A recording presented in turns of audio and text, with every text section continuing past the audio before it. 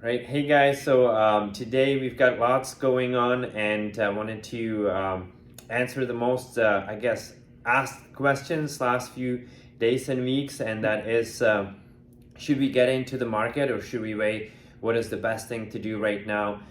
We see a low inventory, but we have rising inflation. We have higher interest rates. So we've wanted to get into that today with Darrell French. He's the expert in that field. So let's get right into it. Let's talk about the inflation, rising interest rates. What does that gonna mean for the buyers? What that means for the people that have existing mortgages?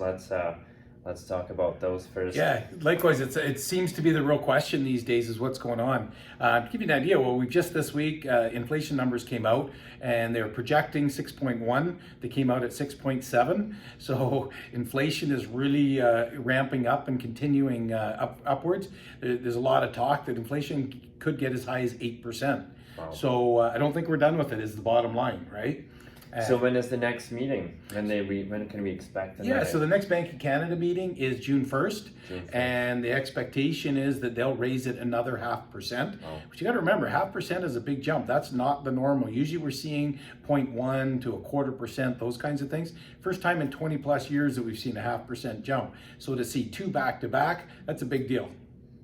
Yeah, and did you guys expect that it's going to happen so quickly, or you were hoping that it's going to have a bit of a longer spread in between the increases? Honestly, I was hoping that it was going to be a little longer spread. I had hoped that Bank of Canada would have started the increases kind of right at the start of the year, because the problem is now is we're a little bit behind it, so it's harder to catch up. So you end up traditionally, if you're out in front of it, you have a slower incline. If you get behind it, you have a much steeper incline because you have to play catch up. Yeah. So how's that going to look like for the average buyer, for the average mortgage? What numbers are we talking about with these increases in the Yeah, and I think interest that's rate? that's the thing right now. If you compare rates, and if you do just take an average rate on a 5-year rate today of about 3.75%.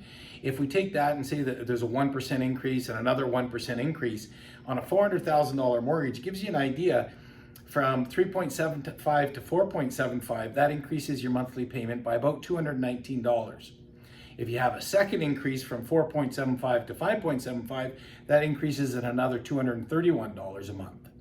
Okay, so this just adds to the inflation. Not only is your gas costing you more and the lettuce at the grocery store, but your mortgage payment will cost you more. So there is some things to look at that way, right? Right. So from your point of view as a mortgage broker, would you suggest, is it a good time for people to get in now and not to wait because it's going to cost them more as the interest rate is going to go up? Yeah, I think the problem is if you wait, your buying power is going to decrease. So you've talked about it before. We have very little inventory, so I don't see with very low inventory and very high demand, I don't see house prices going down. I don't think we're going to see the 30% this year, hopefully, but I don't see it appreciating that fast. But I do see strong growth that way. If mortgage rates continue the way they're going, all that's doing is reducing clients' buying power. So the house costs more and the mortgage financing costs more. The qualifying standard is higher. So it makes it more difficult for people to get into the market the longer you wait. So no, I'm not a fan in this market of waiting. I think getting into the market, and what I've coached a lot of my clients on is, they go out and they say, well, I want a single family house with a nice yard and a white picket fence and all those kinds of things. Sometimes you might have to settle for a townhouse or a condo, kind of change up the expectations a little bit, because just being in the market, I think you'd agree, being in the market is going to help you build equity over time, and it's a great investment. Real estate right now has been a phenomenal investment the last 20 years. Yes, and I think that it makes it, what we've seen, there is a little bit of we went from 2 years of super crazy market into a balanced market, and I think this is a great opportunity for people to get into the market.